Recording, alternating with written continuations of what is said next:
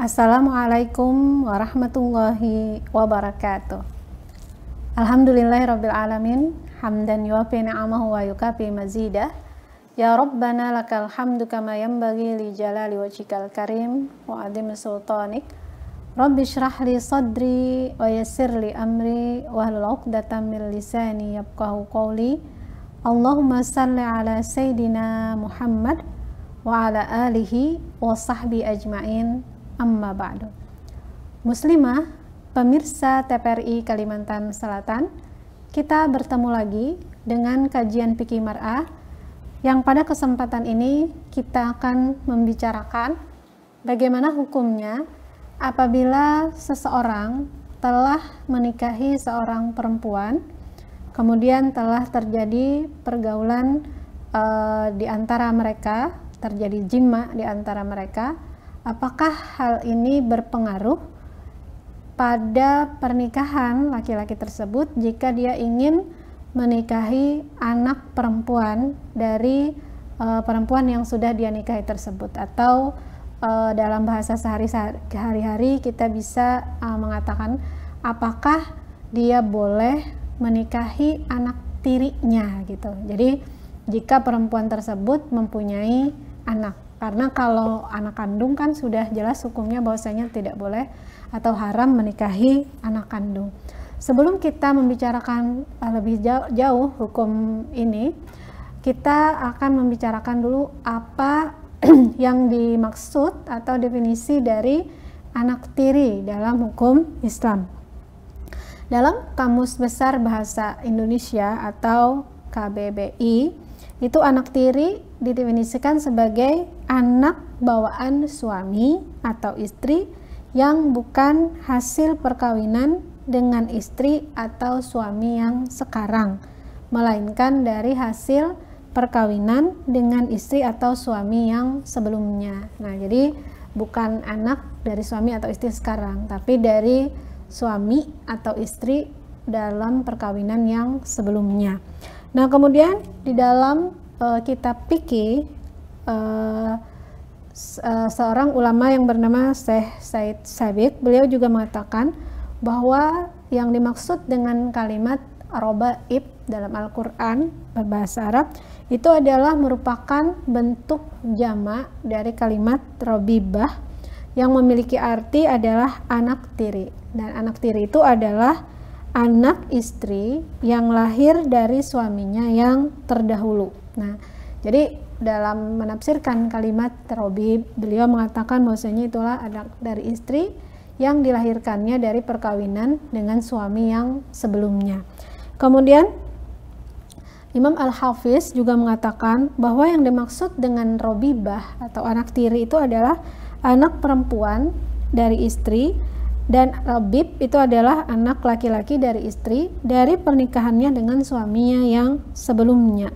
Nah, jadi yang dimaksud dengan robibah atau robib atau dalam bahasa Indonesianya anak tiri itu adalah anak dari istri dengan suaminya yang sebelumnya.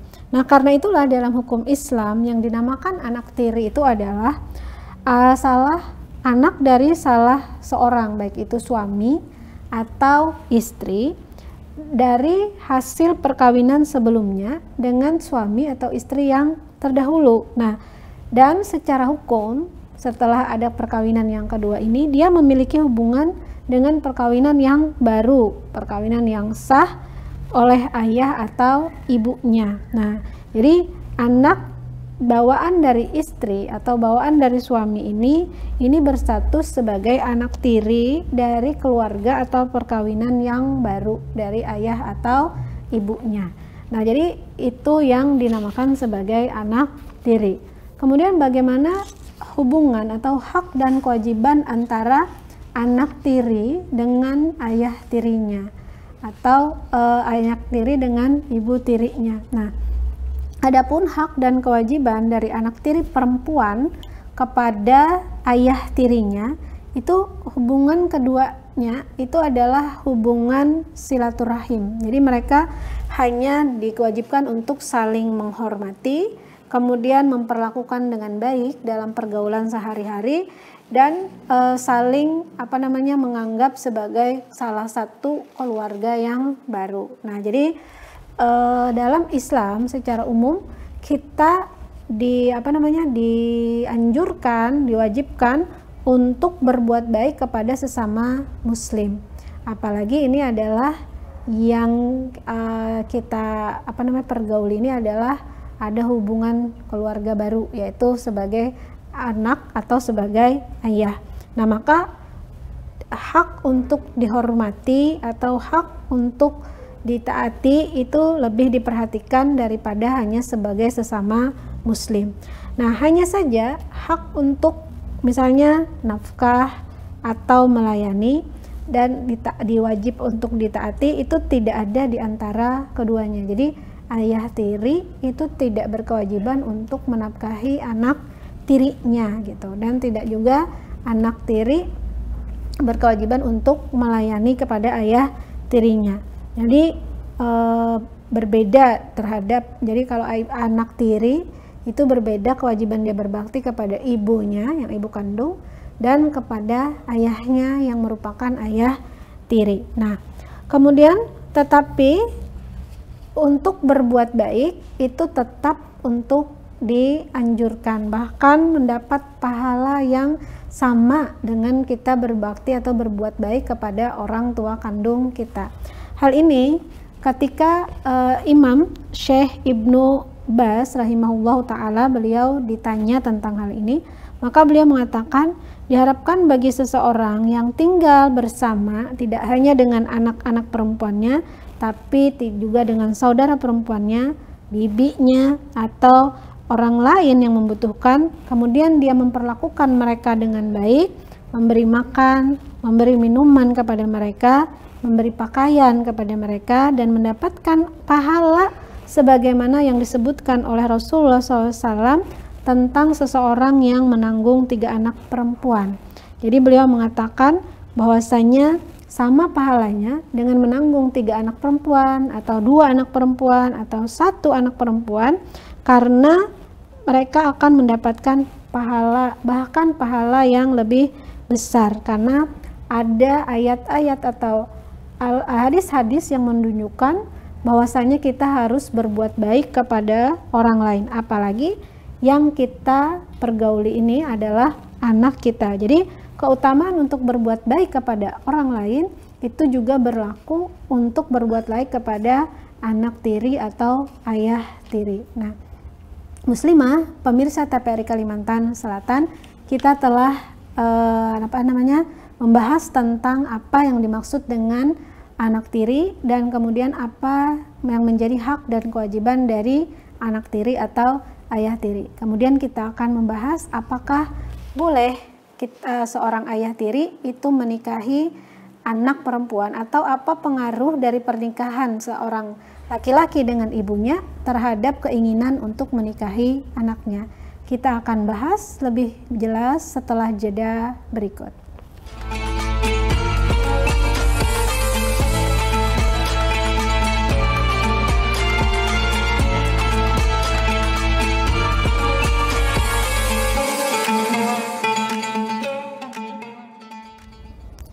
Muslimah, pemirsa TPRI Kalimantan Selatan, kita telah tadi membahas apa yang dinamakan dengan anak tiri, kemudian apa yang menjadi hak dan kewajiban, baik itu dari anak tiri kepada ayah tirinya atau dari ayah tiri kepada anak tirinya.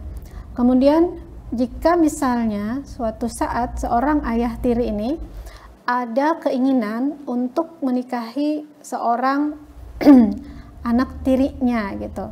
Nah, sementara dia telah menikahi ibunya. Jadi, apakah pernikahan dengan ibunya, kemudian telah menggauli ibunya ini, itu berdampak atau melahirkan konsekuensi hukum ketika dia berkeinginan untuk menikahi anak tirinya.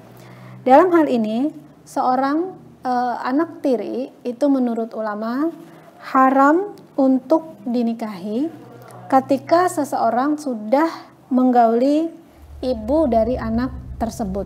Jadi dalam hal ini Allah Subhanahu wa taala berfirman, yaitu dalam surah An-Nisa ayat 23, wa rabaibukum allati fi hujurikum min nisaikum allati dakhaltum bihinna. Diharamkan untuk menikahi anak-anak perempuan dari istrimu, yaitu anak tiri, yang dalam pemeliharaanmu dari istri yang telah kamu campuri. Nah, jadi dalam ayat ini Allah menjelaskan bahwasanya anak tiri apabila ibunya sudah dinikahi dan sudah digauli, sudah dijima, maka anak tiri tersebut haram hukumnya untuk dinikahi. Jadi dia termasuk seseorang yang diharamkan untuk dinikahi. Kemudian ulama berbeda pendapat karena anak tiri ini dalam ayat ini disebutkan waroba ibukum allati fi hujurikum, anak tiri yang berada di dalam pemeliharaanmu. Nah, apakah syarat pemeliharaan ini menjadikan anak tiri tadi haram untuk dinikahi itu harus dipelihara?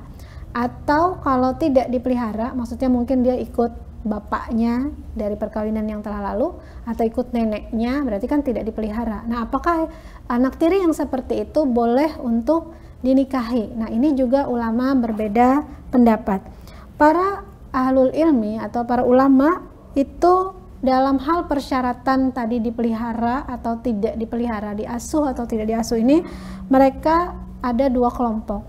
Pendapat pertama mengatakan bahwasanya keharaman menikahi anak tiri itu tidak tergantung syarat dia harus dalam pemeliharaan atau tidak. Artinya dipelihara oleh ayah tirinya atau ibunya tadi atau tidak dipelihara, dia tetap haram untuk dinikahi. Hal ini adalah pendapat dari ulama-ulama Hanafiyah, Malikiyah, Syafi'iyah, dan Hanabilah. Jadi jumhur ulama mengatakan mereka tetap diharamkan untuk menikah. Jadi hal ini berdasarkan yang pertama adalah hadis Rasulullah Shallallahu Alaihi Wasallam, bahwasanya beliau bersabda, ayyuma rajulin nakaha imra'atan pada khalabiha aw lam yadkhul biha fala yahillu lahu nikah ummuha wa ayyuma rajulin nakaha imra'atan pada khalabiha fala yahillu lahu nikahu bintaha wa illam yadkhul falyanki ibnataha insya'a. Nabi bersabda, yang artinya siapapun lelaki yang menikahi seorang perempuan, seorang wanita, lalu ia menggaulinya ataupun tidak, ia tidak boleh untuk menikahi ibu dari si wanita tersebut. Dan siapapun lelaki yang menikahi seorang wanita, lalu ia menggaulinya, ia tidak boleh menikahi anak perempuannya. Dan jika ia belum menggaulinya, silahkan ia menikahi putrinya setelah ibunya diceraikan jika ia mau. Nah, jadi di dalam hadis ini dilarang secara umum gitu. Jadi anak perempuan itu tidak boleh dinikahi kalau ibunya sudah dinikahi dan digauli. Tidak ada disyaratkan harus dalam pemeliharaan ibunya dan ayah tirinya atau tidak dalam pemeliharaan ibunya atau ayah tirinya. Demikian juga ada satu riwayat yang diriwayatkan oleh Ummu Habibah dari Rasulullah SAW. Beliau bersabda, la ta'ridna alayya banatikunna wala akhawatikunna. Janganlah kalian para istri menawarkan anak-anak dan saudara-saudara perempuan kepadaku. Kesimpulan dari dua hadis ini itu menjelaskan bahwasanya larangan itu berlaku secara umum. Jadi tidak ada pengaruh sama sekali bahwa perawatan bapak tiri kepada anaknya atau tidak dirawat, jadi dirawat oleh orang lain, itu dalam hal keharaman ini. Nah, jadi sama dirawat atau tidak dirawat oleh ayah tirinya, ketika ibunya sudah dinikahi dan digauli, maka anak tiri berarti hukumnya tidak boleh dinikahi oleh ayah tirinya. Ini menurut pendapat yang pertama. Kemudian pendapat yang kedua, ini mereka mengatakan kalau seandainya anak tiri tersebut berada dalam pengasuhan ibu dan ayah tirinya, maka berarti anak tiri tersebut haram untuk dinikahi. Sementara kalau dia diasuh oleh orang lain, misalnya diasuh oleh kerabatnya yang lain, baik itu misalnya kakeknya, ayahnya yang dulu atau misalnya neneknya yang dulu, maka anak tiri tersebut ini boleh untuk dinikahi atau halal hukumnya untuk dinikahi. Pendapat ini adalah pendapat yang diriwayatkan dari Sayyidina Umar dan Sayyidina Ali, dan pendapat ini adalah pendapat yang dipilih oleh Imam Ibnu Uqail yang merupakan pendapat dari ulama bermadzhab Hambali. Mereka mengatakan bahwasanya dalilnya adalah ayat Al-Quran tadi, waraba'ibukumul lati fi hujurikum. Jadi Allah menyebutkan bahwa anak tiri itu adalah yang tidak boleh itu jika dalam pemeliharaanmu. Dan berarti kalau tidak dalam pemeliharaanmu, maka berarti hukumnya boleh untuk dinikahi. Kemudian ada juga hadis yang diriwayatkan oleh Ummu Habibah, Rasulullah SAW bersabda, "Lau annaha lam takun rabibati fi hajri ma hallatli." Seandainya dia bukan anak tiriku yang berada dalam asuhanku, maka tentu ia tidak halal untukku untuk dinikahi. Nah, berarti karena dia di dalam asuhan, maka tidak halal dinikahi. Kalau tidak dalam asuhan, menurut mereka berarti boleh untuk dinikahi. Nah, muslimah, pemirsa TPRI Kalimantan Selatan, kita akan membicarakan lebih jauh lagi tentang menikahi anak tiri ini, bagaimana hukumnya jika seandainya si ibu belum digauli, apakah anak tiri ini boleh untuk dinikahi. Kita akan bahas dengan jelas setelah jeda berikut.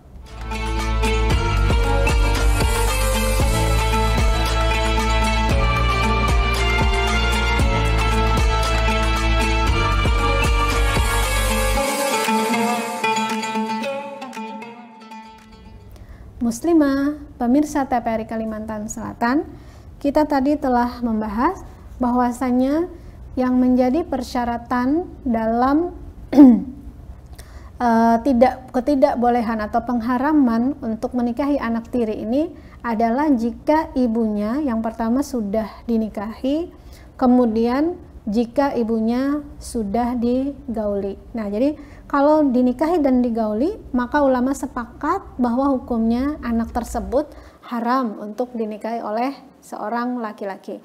Kemudian bagaimana kalau misalnya ibunya ini hanya dinikahi tetapi belum digauli? Nah, apakah keharaman ini tetap berlaku? Jadi menurut ulama bahwasanya sudah digauli atau terjadi hubungan biologis antara laki-laki dan perempuan, itu apakah berpengaruh apabila laki-laki tersebut ingin menikahi anak dari perempuan tersebut? Nah, hal ini kita bisa melihat dari beberapa poin. Yang pertama adalah seandainya si ibu tadi itu tidak digauli karena dia dicerai sebelum digauli gitu. Jadi bagaimana kalau dia sudah menikah kemudian mereka langsung bercerai? Nah, berarti kan tidak ada terjadi hubungan badan antara laki-laki ini dengan si ibu ini. Nah, apakah boleh si laki-laki ini menikahi anaknya? Nah, jika si ibu dicerai sebelum digauli, maka menurut ulama si anak ini tidak haram untuk dinikahi, berarti boleh menikahi. Hal ini berdasarkan adalah firman Allah Subhanahu wa taala yang mengatakan, fa illam takunu dakhaltum bihinna fala junaha alaikum. Nah, jika kamu belum bercampur dengan istri-istrimu dan kamu sudah ceraikan, jadi setelah menikah kemudian diceraikan dan belum terjadi hubungan biologis, maka tidak berdosa kamu untuk menikahinya. Nah, jadi menurut ijma ulama, jika si ibu belum pernah digauli walaupun sudah dinikahi kemudian dicerai sebelum digauli, maka anaknya yang merupakan anak tiri tadi itu boleh untuk dinikahi. Kemudian bagaimana jika tidak digaulinya itu karena bukan dicerai tapi karena meninggal? Jadi misalnya seorang laki-laki menikah dengan perempuan, kemudian sebelum terjadi hubungan biologis perempuannya meninggal. Nah, dan si ibu yang meninggal ini mempunyai anak perempuan lalu si laki-laki ayahnya tadi mau menikahi anaknya gitu. Bagaimana hukumnya? Nah, ini ada dua pendapat ulama. Yang pertama mengatakan bahwasanya anak tiri ini tidak haram, artinya boleh untuk dinikahi ketika ibunya sudah meninggal dan belum digauli. Ini juga adalah pendapat mayoritas ulama dan mereka mengatakan ini adalah ijma daripada ulama. Dalilnya yang pertama adalah ayat Al-Quran yang tadi yang mengatakan bahwasanya fa illam takunu dakhaltum bihinna fala junaha alaikum. Jika kamu belum bercampur dengan istrimu itu, maka kamu tidak berdosa untuk menikahi mereka. Nah, jadi sama, selama dia belum digauli, baik karena dicerai atau karena meninggal, maka hukumnya menurut ayat ini boleh untuk dinikahi. Kemudian Rasulullah Shallallahu Alaihi Wasallam juga bersabda, ayyuma rojulin, siapapun laki-laki yang imra'atin, yang menikahi seorang perempuan, pada khalabiha aw lam yadkhul biha, baik sudah dicampuri atau tidak, maka pala yahillu lahu nikahu ummiha, tidak boleh dia menikahi ibu perempuan tersebut. Kemudian wa ayyuma rajulin, dan siapapun laki-laki yang nakaha imra'atan, telah menikah dengan seorang perempuan, pada khalabiha, kemudian dia sudah menggaulinya, pala yahillu lahu nikahu bintaha, maka tidak boleh dia menikahi anak perempuannya. Tapi wa illam yadkhul, kalau belum dicampuri, falyankih ibnataha, boleh dia menikahi anaknya insya'a, jika menghendaki. Jadi syaratnya boleh menikahi anak itu adalah jika ibunya belum digauli. Jadi kalau misalnya masih belum digauli, maka kata mereka boleh untuk dinikahi anak tiri tersebut, walaupun misalnya karena meninggal, bukan karena dicerai. Nah, jadi dalam dua dalil ini kesimpulannya adalah digauli itu menjadi syarat. Kalau belum digauli, maka berarti hukumnya boleh. Nah, kemudian kematian menurut mereka itu sama dengan furqoh, berpisah gitu. Jadi antara si ayah tiri dan ibu tadi itu kan kalau misalnya bercerai itu berpisah. Kalau ibunya meninggal, maka juga sama juga dengan berpisah. Nah, karena sama-sama berpisah, maka tidak ada bedanya berpisah karena talak atau berpisah karena meninggal. Karena itulah selama belum digauli, maka anak tiri tadi boleh berarti dinikahi oleh ayah tirinya. Ini adalah pendapat yang pertama. Kemudian pendapat yang kedua, mereka mengatakan bahwasanya anak tiri tetap haram hukumnya untuk dinikahi oleh ayah tirinya ketika ibunya ini meninggal dunia, sekalipun si ibu ini belum digauli. Nah, ini adalah pendapat yang disampaikan oleh Zaid bin Sabit. Kemudian ini juga diadopsi oleh madhab Imam Ahmad bin Hambal. Jadi ini pendapat kedua dari madhab Hambali. Jadi alasan mereka mengatakan bahwa kematian itu sama dengan dukhul atau sama dengan dengan jima gitu, dalam pengaruhnya kepada iddah, kepada seorang perempuan. Jadi kalau perempuan ditinggal mati suaminya, dia itu mempunyai masa iddah.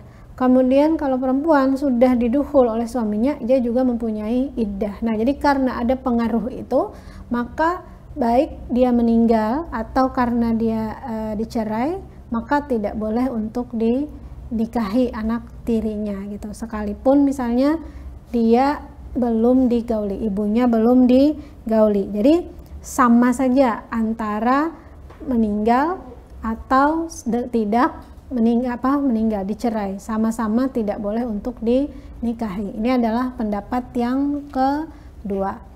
Muslimah, pemirsa TVRI Kalimantan Selatan, kita telah membicarakan dengan jelas bagaimana tadi pengaruh pernikahan terhadap seorang perempuan atau menggauli seorang perempuan, bagaimana pengaruhnya terhadap hukum untuk menikahi anak perempuan tersebut. Mudah-mudahan apa yang sudah kita bahas pada hari ini bisa dipahami dan bisa dijadikan dalil atau dijadikan pedoman apabila hal ini terjadi dalam kehidupan kita sehari-hari.